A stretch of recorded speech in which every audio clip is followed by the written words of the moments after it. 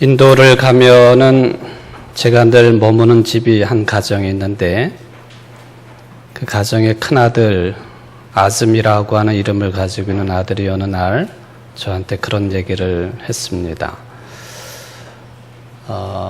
자기 동생 하심이 저를 가리키면서 미스터리라고 부르니까 미스터리 앞에만 가면은 이렇게 뭐라 그럴까 좀 움츠러들고 그렇게 작아진다는 생각을 하게 된다고 저한테 직접 한 얘기는 아니지만은 자기 식구들에게 그런 얘기를 했던 것 같아요. 그래서 이게 무슨 의미로 나보다도 나이도 훨씬 젊고 키도 훨씬 크고 생기기도 잘생겼고 또 뭐 대학생이고 뭐가 부족해서 나하고 그렇게 비교를 했을까 하고 그 다음 얘기를 들어봤더니 자기 동생 하심이 내 앞에만 서 있으면은 자기 얼굴이 너무 까맣다는 거예요. 제 얼굴도 뭐 그렇게 하얀 얼굴은 아니지만은 인도 사람들이 아프리카 정도는 아니지만 얼굴이 대체적으로 검은 편이죠. 그러니까 미스터리 앞에만 있으면 자기 얼굴이 너무 까맣다. 이런 얘기를 늘 이제 식구들에게 했다고 하는 그런 형의 이야기를 들었습니다. 정말 그런 건지 저는 뭐 지금도 그렇지는 않은데라는 생각을 가지고 있습니다만은 정말 그 얼굴이 태어날 때부터 아프리카 사람들이나 또 검게 태어나는 인종들은 백인들 앞에 서게 되면 또 우리 황인종들 앞에 서게 되면 그런 생각을 할 수도 있겠다 하는 생각을 해봅니다. 일종의 열등감이지요. 비교에 따른 열등감. 오죽했으면은 미국의 유명한 팝 가수였던 지금은 고인이지만 마이클 잭슨이라고 하는 유명한 그 가수가 그 어릴 때 얼굴을 보면은 그야말로 흑인 얼굴 그대로입니다. 머리도 그냥 곱슬머리가 이렇게 새집 마냥 그렇게 크게 올라서 있는 마이클 잭슨이죠. 근데 그가 가수 활동을 하고 유명해지고 돈도 많이 벌고 그러면서 끝끝내 극복하지 못했던 것이 어떤 그 얼굴 모양과 얼굴 색에 대한 컴플렉스를 가지고 있었다. 그래서 수없이 성형수술을 하고 또 수없이 얼굴색을 탈색시키는 그런 그 일을 했다고 하는 것을 우리는 전해 들었습니다. 그래서 말년에는 그의 얼굴이 변형이 되어지고 또 얼굴에 또 피부에 문제가 발생이 되었지만은 그는 어쨌든 이제 세상 사람이 아닙니다.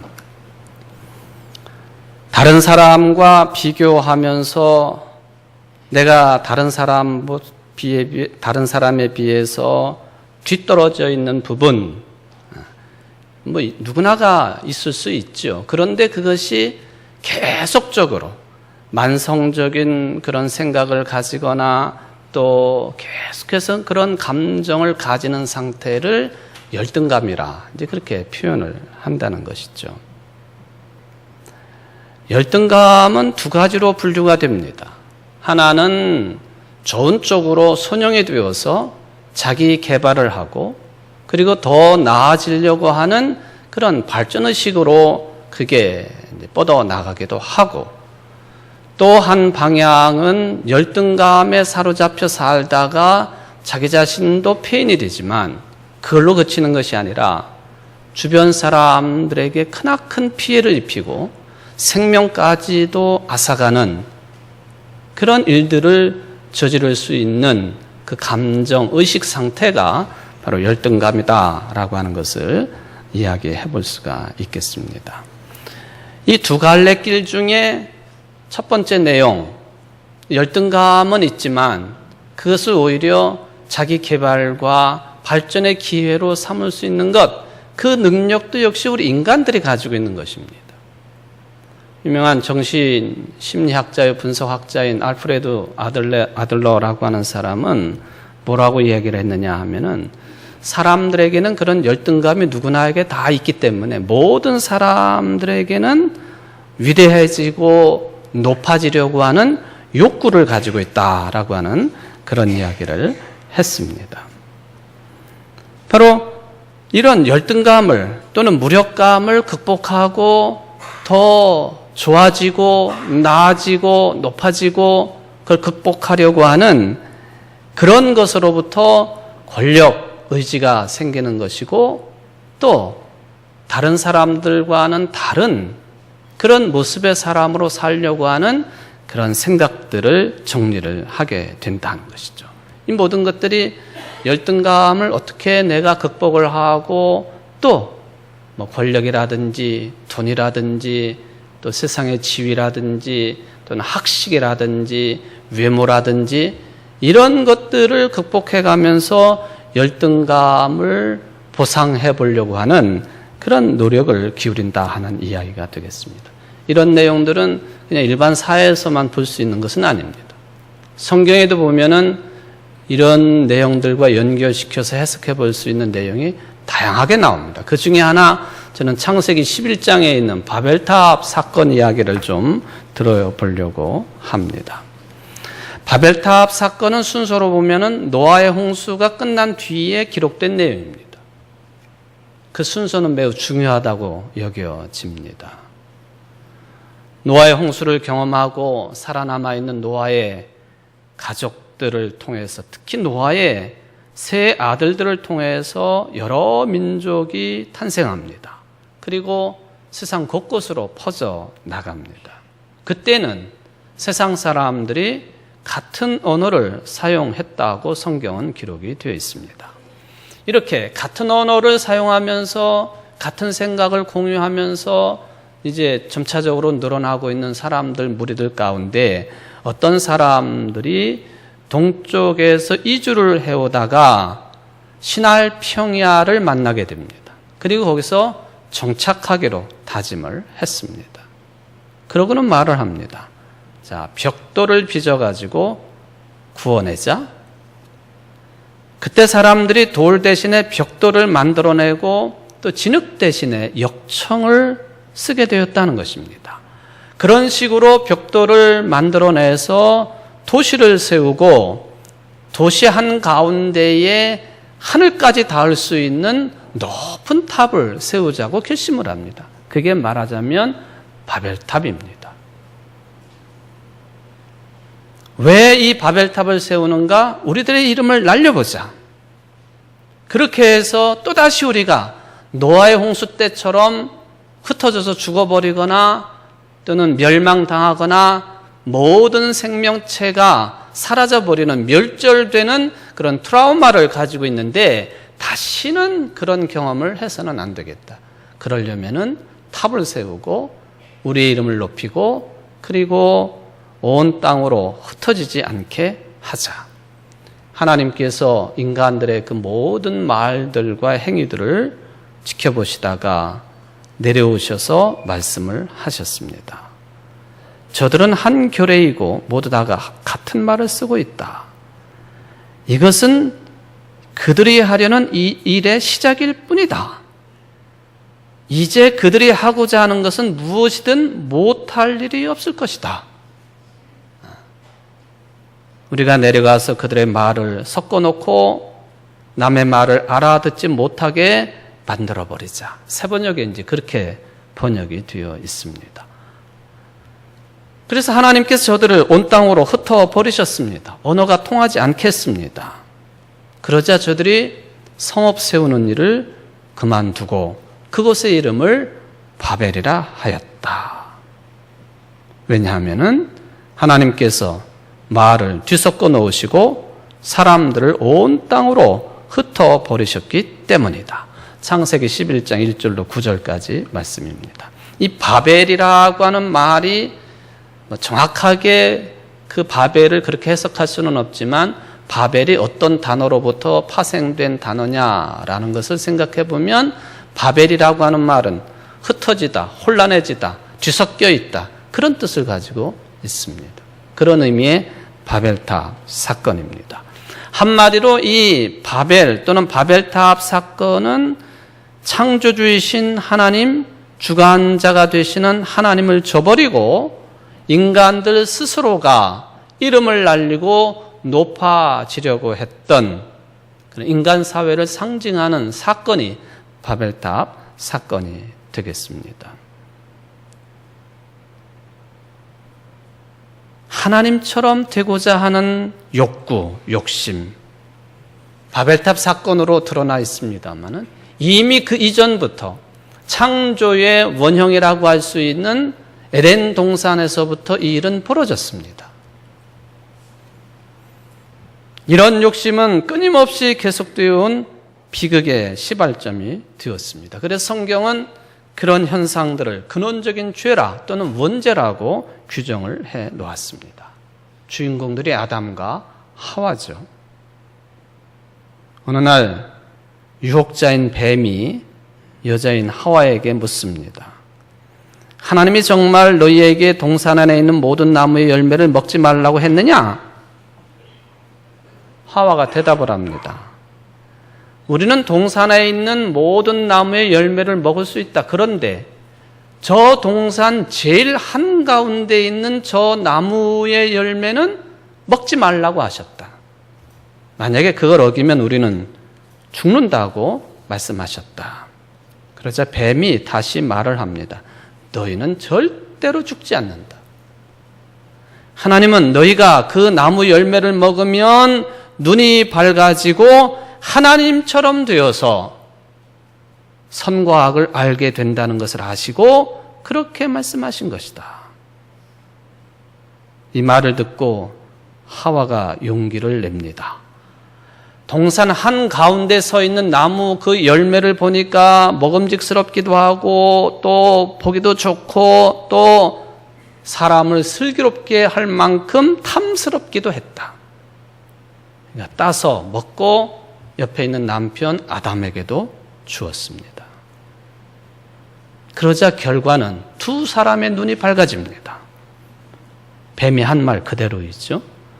두 사람의 눈이 밝아져가지고 제일 먼저 발견한 것이 뭐냐 하면 자기네들이 온통 옷을 입지 않고 벗고 있다고 하는 것을 제일 먼저 발견을 합니다.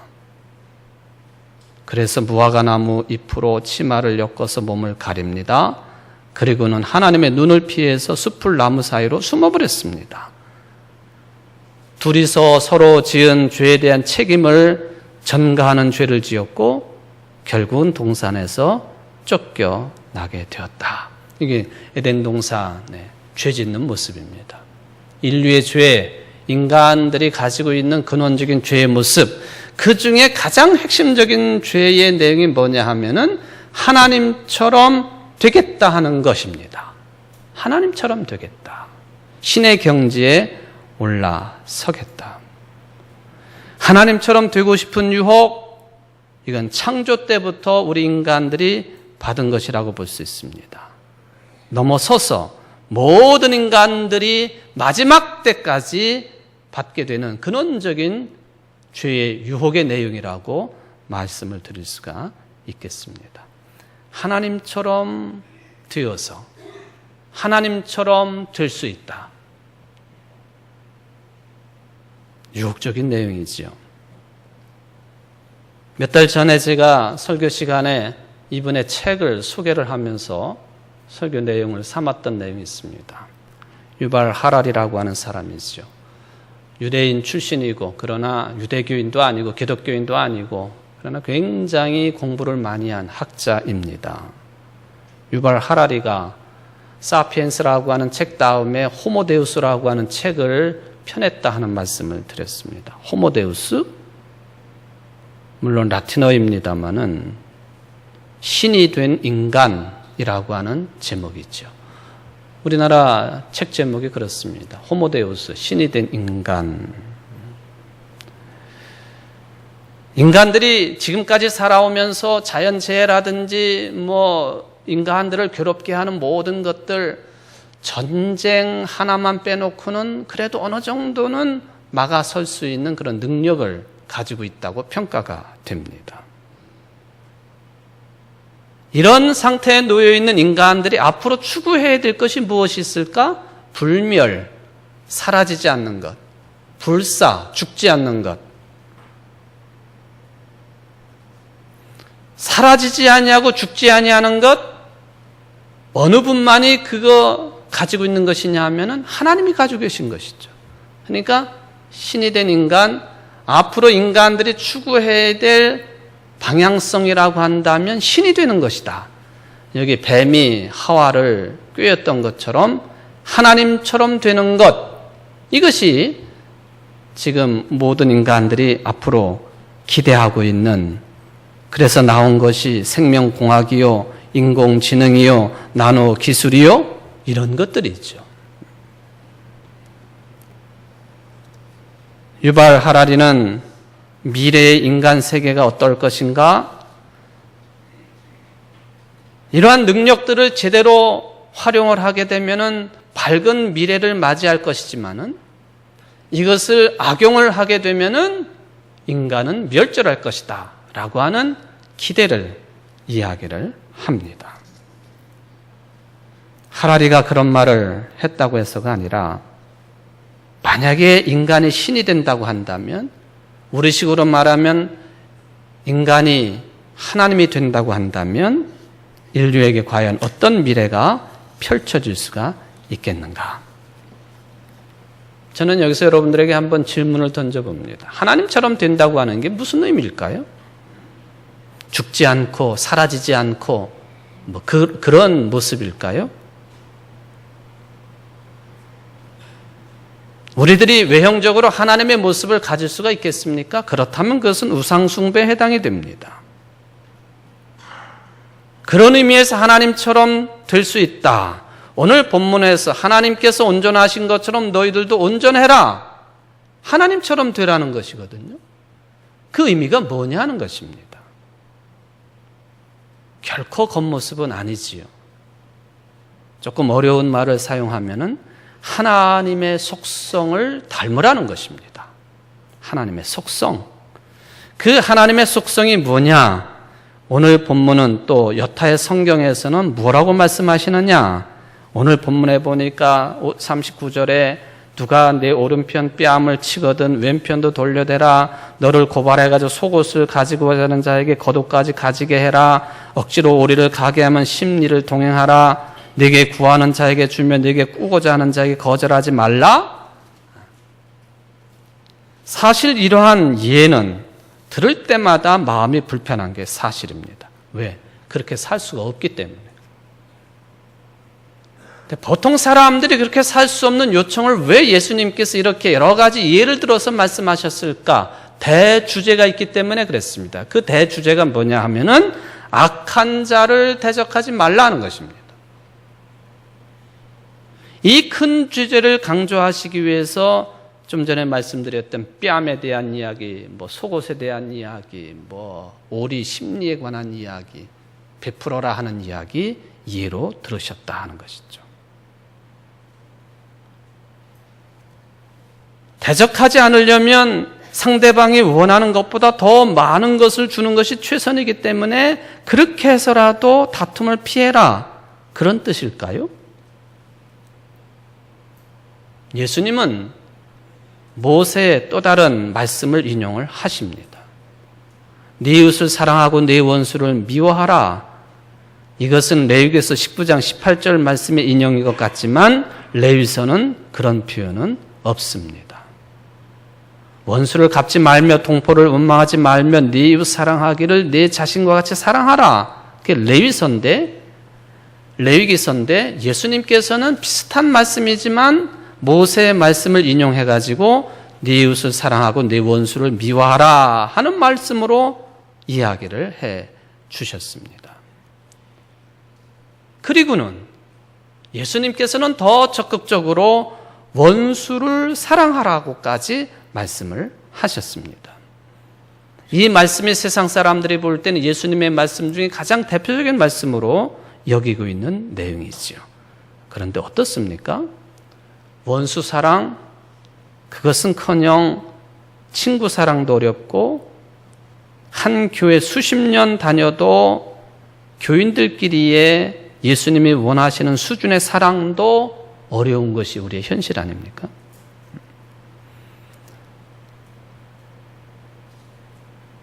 그리고는 예수님께서는 아주 엄청난 말씀으로 결론을 맺으셨어요. 그러므로 하늘에 계신 너희 아버지의 온전하심과 같이 너희도 온전하라. 우리가 얼만큼 노력해야지 하나님의 온전성처럼 온전해질 수가 있겠는가? 정말로 부담스러운 말씀이죠. 예수님이 정말 완벽한 사람, 조금 더 흠이 없는 사람, 그렇게 완벽하게 살아가라 하는 의미로 온전한 사람이 되라고 말씀하셨겠는가? 저는 그것은 아니라고 생각합니다. 온전이라고 하는 말에 대한 오해가 다양하게 나오고 있습니다만은 온전하라 라고 하는 이 말씀의 의미는 하나님과 이웃을 향해서 전적으로 열린 사고와 마음과 생각과 삶의 태도를 가져라 하는 그 말씀입니다. 하나님과 이웃을 향해서 열린 마음, 사고, 생각, 그리고 삶의 태도, 그러기 위해서는 회개해야 된다. 이게 예수님의 공생애의 첫 번째 말씀이죠. 왜? 만약에 우리가 이웃과 하나님에 대해서 열려진 그러한 생각과 사고와 마음, 삶의 태도를 가지고 있다고 한다면 나 자신에 대해서, 삶에 대해서, 그리고 다른 사람에 대해서 전혀 다른 이해력을 가질 수 있기 때문에 그렇습니다. 쉽지는 않겠지만 그런 상태로 우리가 승화될 수가 있다고 한다면 원수 사랑도 불가능한 것이 아니다 하는 차원에서 온전이라고 하는 단어를 해석을 해 봅니다. 자기 자신에게만 갇혀 있지 아니하고 하나님과 이웃들에게 열려져 있는 사람, 회개를 통해서 이러한 삶의 상태로 들어가 있는 사람이라고 한다면 원수 사랑도 가능한 것이다. 하나님의 영에 온전하게 휩싸이게 되면 자기 자신은 축소가 되고 갇혀있던 모든 것으로부터 자유를 얻어서 열려진 상태가 되는 그 수준까지 가게 되면 가능하다. 어떻게 닮을 수가 있을까? 형상을 만드는 것은 우상 숭배요. 출애굽기 20장 22절 이하에 있는 것처럼 은이나 금이나 하나님을 비겨서 신상을 만드는 것은 다 우상 숭배라고 했으니 하나님의 겉모습을 담는 것은 결코 아닙니다. 무엇을 그럼 어떻게 해야만이 온전해질 수가 있겠는가? 제가 하나님의 속성이라고 하는 말씀을 드리지 않았습니까? 하나님의 속성을 담는 것이죠. 며칠 전에 어떤 자료를 보니까 인터넷 자료이기도 하고 신문 자료가 되기도 하겠습니다만은 11자 보도에 따르면 미국 알래스카에 살고 있는 그 베키라고 하는 여성이 있었는데 이 여성이 2015년도에 당시 19살이었던 아들을 트리스턴이라고 하는 이름의 아들을 사고로 잃게 되었습니다. 근데 아들은 죽었지만은 장기를 기증할 수 있는 상태였기 때문에 5명의 사람들에게 장기를 기증하고 아들은 이제 죽음을 맞이를 했습니다. 그리고는 2년이 지난 뒤에 얼마 전이죠. 이 어머니 베키가 그동안 자기가 힘들고 어려울 때에 옆에 지켜주었던 남성과 행복한 결혼식을 올리게 되었습니다. 결혼식 분위기가 무르익어 갈 무렵에 드레스를 입고 신랑 옆에 서 있던 베키의 눈이 커졌습니다. 입이 다물어지지 않습니다. 왜냐하면 이 베키 앞에 양복을 말끔하게 차려입은 한 청년이 서 있었어요. 그 청년이 제이콥 킬비라고 하는 이름을 가지고 있는 21살의 청년이었는데 이 제이콥 킬비가 누구냐면 바로 2년 전에 세상을 떠난 아들의 심장을 이식받은 남성이었습니다. 결혼한 남편이 일부러 자기 부인을 기쁘게 해주고 감격스럽게 해주기 위해서 이 모든 일들을 꾸몄다고 그렇게 나와 있습니다. 누군가가 이 베키에게 청진기를 갖다 줘요. 여러분들 사진으로 보시죠. 청진기를 갖다 주니까 21살 청년인데 좀 나이가 많이 들어 보이죠. 아팠던 청년이니까 아마 그랬던 것 같아요. 이 청년 심장에다가 청진기를 대고 있어요. 그 심장이 누구 거예요?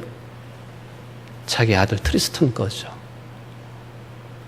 얼마나 많은 사람들이 본인 자신도 울었지만은 감격스러워서 울고 했는가 하는 것을 이제 보여주고 있는 그런 장면이 되었다는 것이죠. 킬비는 남편의 결혼식 초청에 아주 기쁜 마음으로 응해서 그렇게 참석을 했다고 했습니다. 그 여인이 인터뷰에서 말을 합니다. 킬비를 본 뒤 내내 눈물이 멈추지 않는 이유를 알 수 없었다. 하지만 지금은 그 이유를 알고 있다. 내 아들이 그곳에 있었기 때문이다. 여러분, 하나님의 마음을 본받는 것, 그게 하나님을 닮아서 온전한 삶이 될 수 있는 길이 아니겠습니까? 이 사진으로 보면은 하나님의 심장을 이식받은 사람들이 되어야 된다 하는 그런 뜻이 되겠습니다. 그래서 하나님처럼 생각하고 하나님의 마음처럼 살아가고 또한 하나님처럼 행동하고 그게 도대체 뭐냐 하는 거죠. 오늘 예수님께서 그 핵심을 말씀하십니다. 원수도 사랑해라, 용서해라. 그거죠. 그게 하나님의 마음입니다.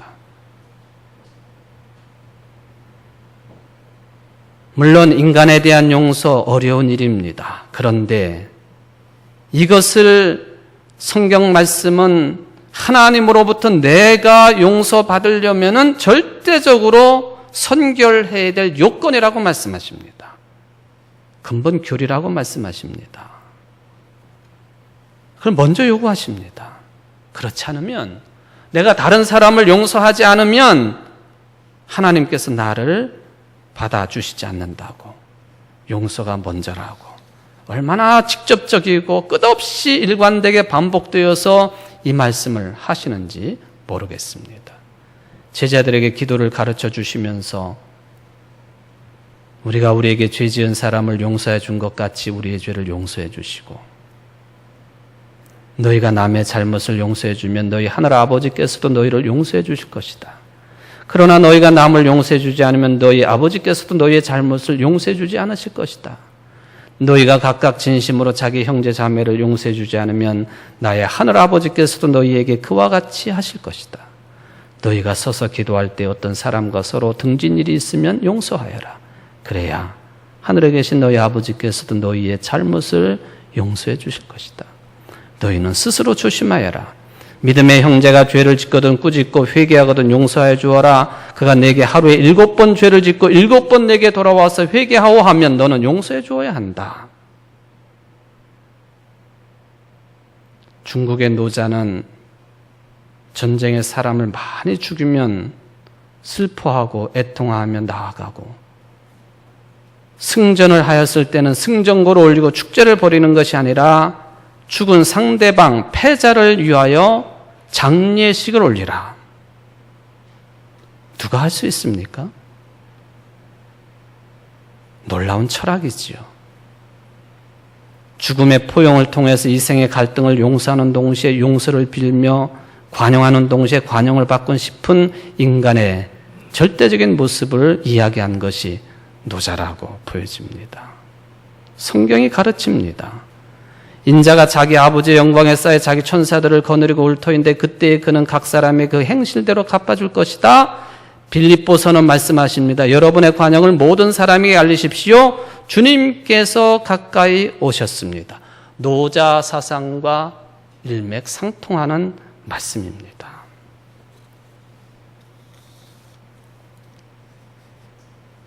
여러분, 휘두르는 폭력이 힘이 아니라 용서가 힘이지요. 적대가 힘이 아니라 관용이 힘입니다. 그게 하나님을 사랑하고 이웃을 사랑하는 출발이라고 하는 것이죠. 가보신 분들이 계시겠지만 이탈리아의 꽃의 도시인 피렌체를 가보면 뮤지 성당이라고 별칭이 붙어 있는 산타 크로체 성당이 있습니다. 여기에는 뮤지가 유해가 안장된 그런 묘가 많이 있는데 그 중에 주목받는 두 사람의 묘가 있습니다. 하나가 마키아벨리라고 하는 사람, 또 한 사람이 갈릴레오 갈릴레이 무덤입니다. 잘 아시는 것처럼 마키아벨리요, 당시의 기독교에 의해서 악의 화신으로 정죄당한 사람이에요. 갈릴레오, 당시에 교회의 강력한 주장이었던 이 천동설의 정면으로 반기를 들고 지동설을 주장한 사람입니다. 가장 반기독교적인 인물들로 낙인 찍혔던 사람들이 성 프란치스코를 기리는 성당 안에 그 유해가 안치되어 있다. 이게 뭘 의미하는 것인지. 오늘 예수님의 말씀의 실천이 아니겠습니까? 똑같은 경우가 있습니다. 영국 런던에 가보면 성공의 상징인 웨스트민스터 사원, 거기도 무덤이 있어요. 거기에 누워있는 유명한 사람 중에 한 사람이 찰스 다윈이에요. 다윈. 창조론을 반하는 진화론을 주장한 사람의 무덤이 성공의 상징인 웨스트민스터 성당에 그 무덤이 있다.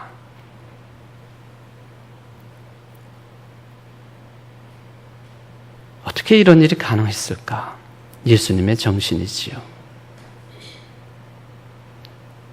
이웃을 향해, 하나님을 향해 전적으로 열린 마음을 가지고 원수마저도 사랑하고 용서하라고 하시는 그 실천이 우리에게 드러나고 있는 현장들이 되겠습니다.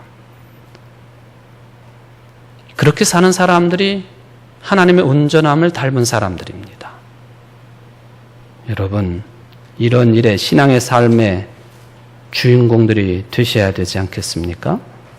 하나님과 동행하는 사람들이 되셔야 되지 않겠습니까? 거룩한 삶을 살아야 되지 않겠습니까? 그렇게 되시기를 주의 이름으로 축원을 드립니다. 기도하시겠습니다.